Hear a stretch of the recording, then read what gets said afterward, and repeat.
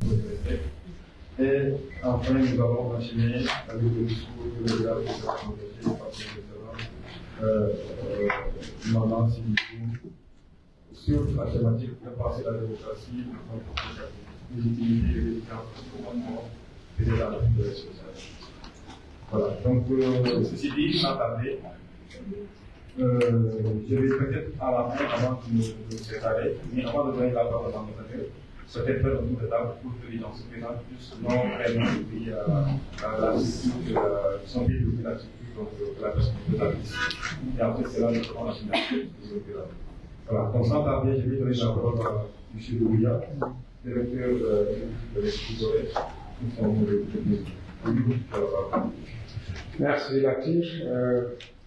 Merci à l'ensemble des invités ici présents aussi. Et donc, à monsieur le représentant du directeur des affaires politiques du NOAS, du Bureau des Nations Unies pour l'Afrique de l'Ouest et le Sahel, à monsieur le représentant aussi du chef, mon colonel Mohamed Moustapha Mbeng. Le CEP, c'est le centre des hautes études diplomatiques et stratégiques du Sénégal.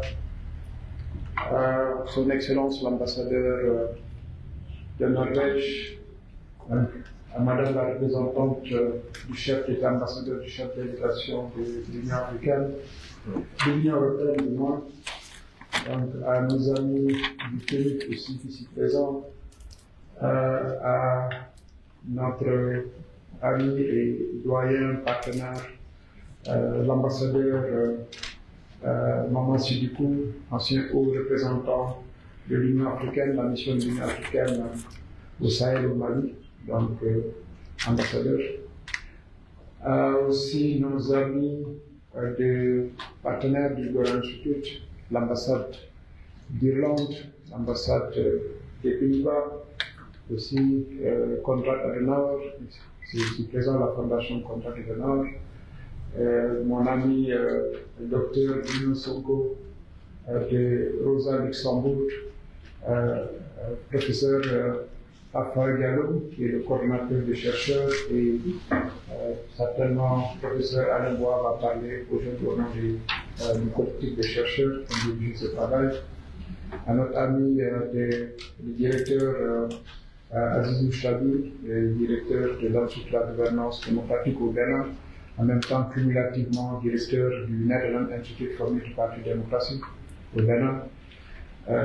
Mon ami de Wati,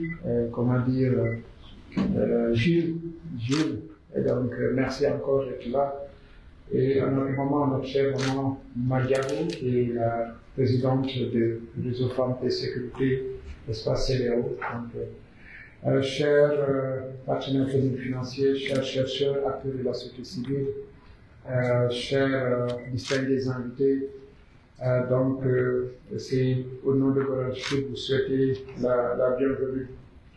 Et souhaiter la bienvenue particulièrement à nos partenaires de la Côte d'Ivoire, de la Guinée, du Burkina Faso, du Niger, du Bénin, du Mali, et donc ici au Sénégal. Vous allez vous poser la question, pourquoi pas organiser ça à Gorée? Et donc, parce que généralement, nous organisons nos activités à Gorée, mais c'est dire aussi qu'on a préféré délocaliser un petit peu, de plus en plus délocaliser nos activités, parce que souvent, il y a la contrainte de comprendre qu'il y a la chaleur dans le sens.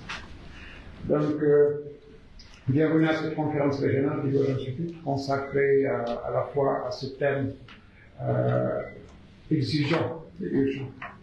Repenser la démocratie en contexte d'instabilité, stratégie pour une gouvernance endogène et inclusive en Afrique de l'Ouest et au Sahel.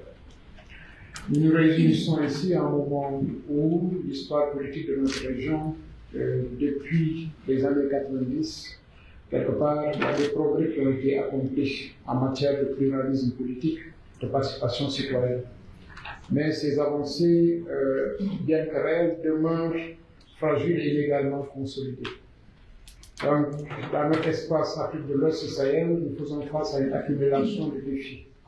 Instabilité politique, comme vous savez, transition militaire, insécurité persistante, crise économique et sociale, fragilisation des liens de confiance entre citoyens et institutions publiques, donc la multiplication des ruptures constitutionnelles, des restrictions de l'espace civique et l'émergence de régimes hybrides, souvent autoritaires politiques, traduisent une interrogation profonde sur la pertinence, l'efficacité et la légitimité des modèles démocratiques.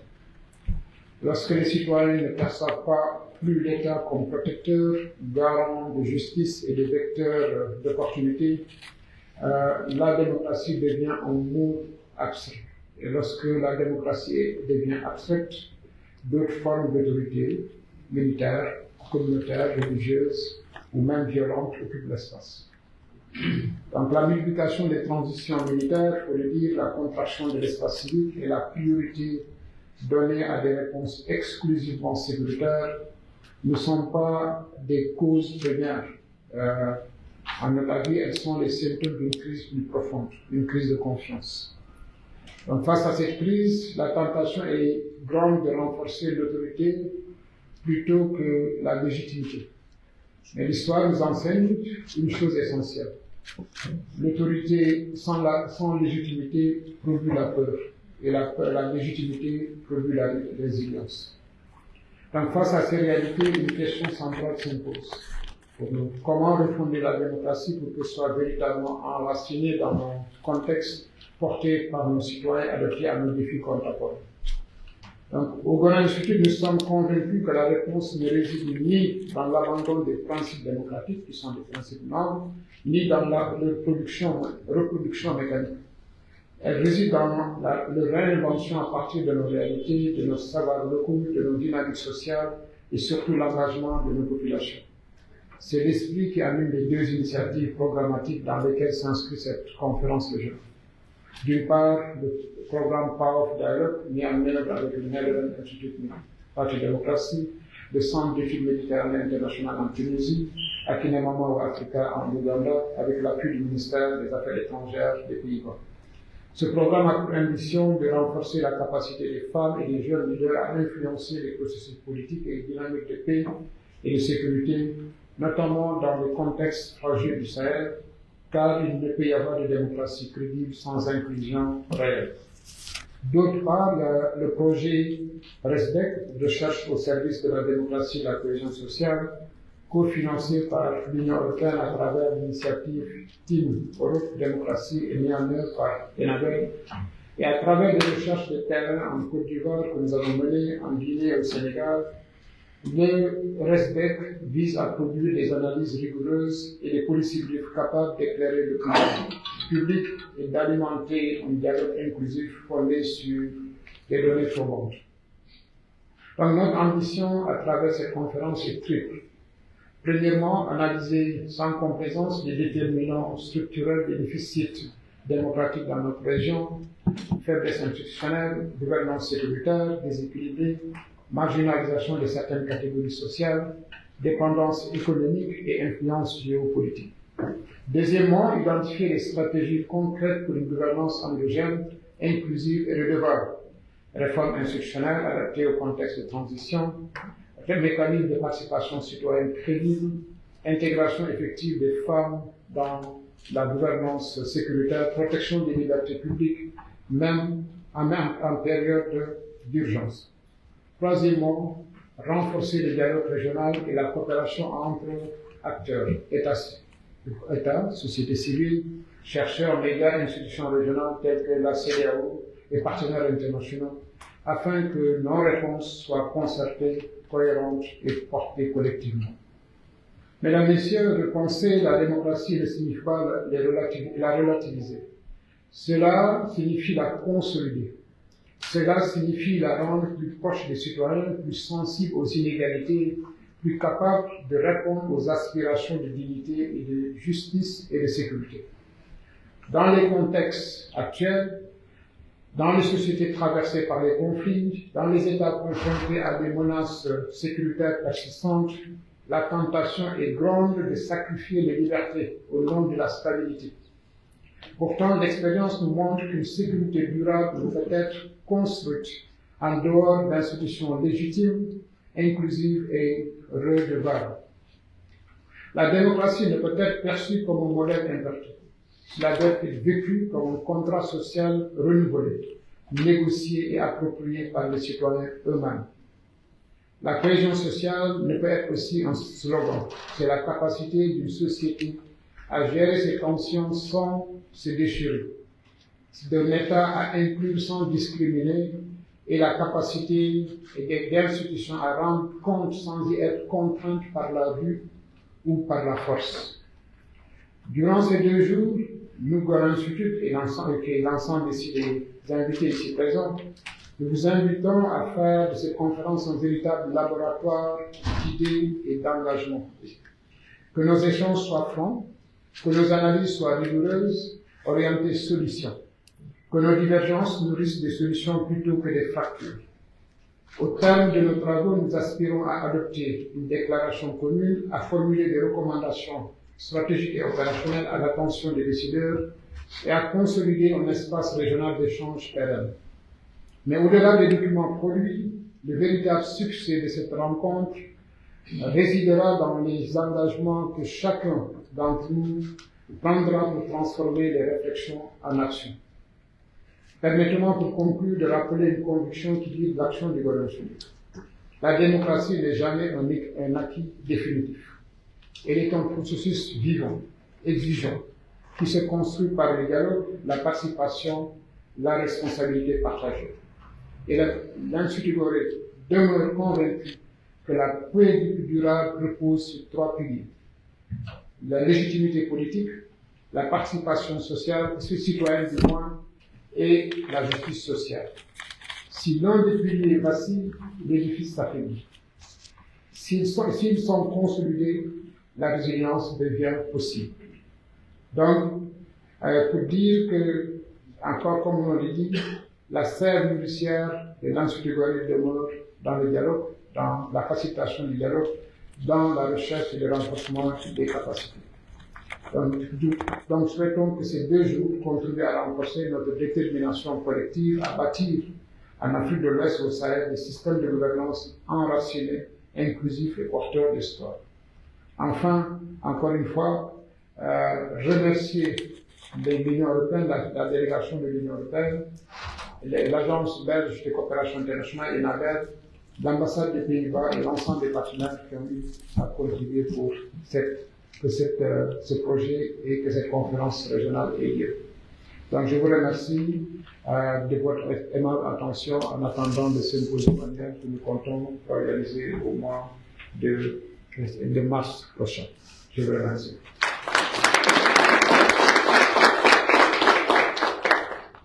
Merci Doudou. Merci pour le nom de Doudou. Je pense que tu es largement sur les objectifs de cette conférence.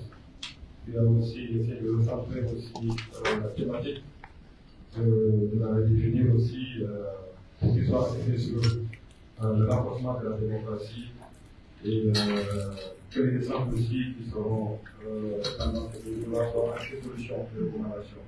De sorte qu'on puisse sortir ici donc, avec des propositions concrètes sur comment repenser la démocratie dans le contexte social. Merci vraiment pour ces mots de vidéo. Donc sans tarder, je vais passer la parole à M. Claude qui est l'ambassade du Norvège pour son réflexion. M. Madame, vous avez la parole. Merci. Et Monsieur le directeur de l'Institut, collègues, amis, merci pour avoir été invité à cette conférence. Pour nous, c'est un grand honneur d'assister à cette conférence, repenser la démocratie en contexte d'instabilité, avec un focus sur le Sahel. Promouvoir la paix, la stabilité et le développement durable est un bien commun. Il est dans l'intérêt africain, mais aussi à la communauté internationale de réussir dans ses efforts. La Norvège fait part de ces efforts. Il y a 15 mois, la Norvège a lancé une nouvelle stratégie pour le Sahel. Cette stratégie constate qu'il y a eu des évolutions négatives au Sahel.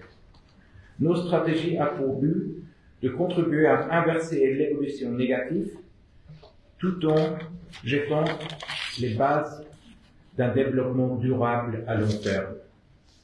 Nous travaillons sur 3 domaines. 1. La réponse humanitaire et le développement durable.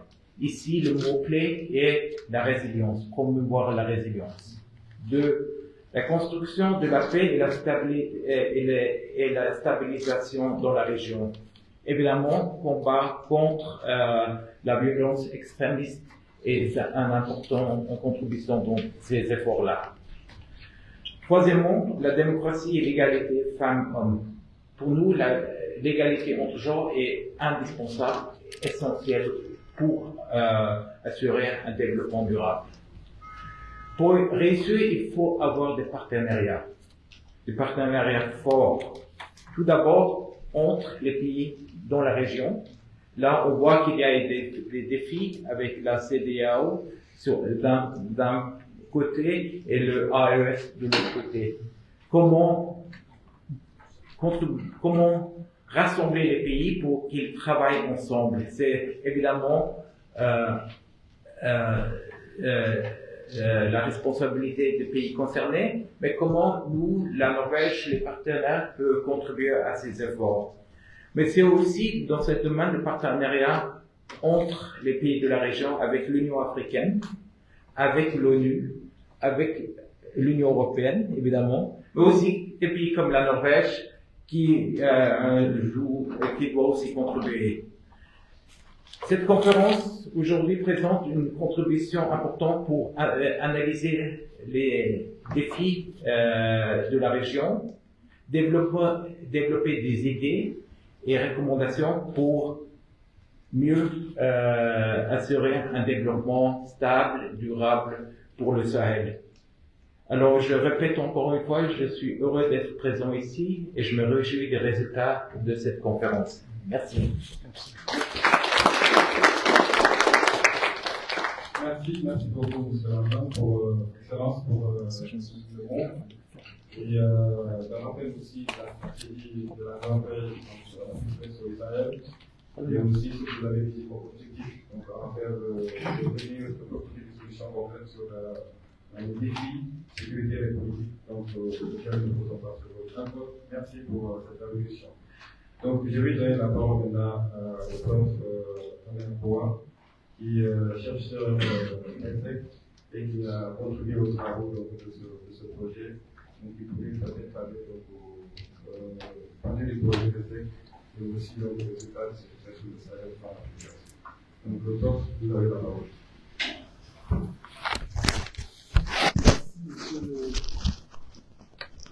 Monsieur le maître de cérémonie, Monsieur le directeur exécutif de Gorée Institute, Excellences, Messieurs les ambassadeurs, Madame la chef de la délégation de l'Union européenne, éminent professeur Simon Ndiaye, chers frères, distinguées personnalités, chers participants, mesdames et messieurs.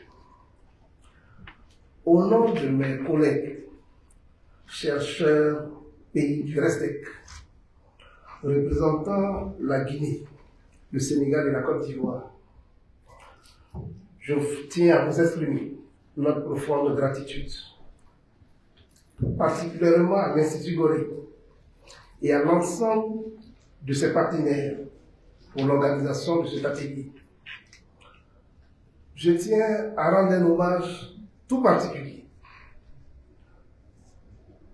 à M. Doudou Dia, directeur exécutif du Gorée Institute, pour son engagement itinérant pour la cause de la consolidation des processus démocratiques sur notre continent. On le sait, le combat pour la quête démocratique n'est jamais joué, jamais gagné d'avance.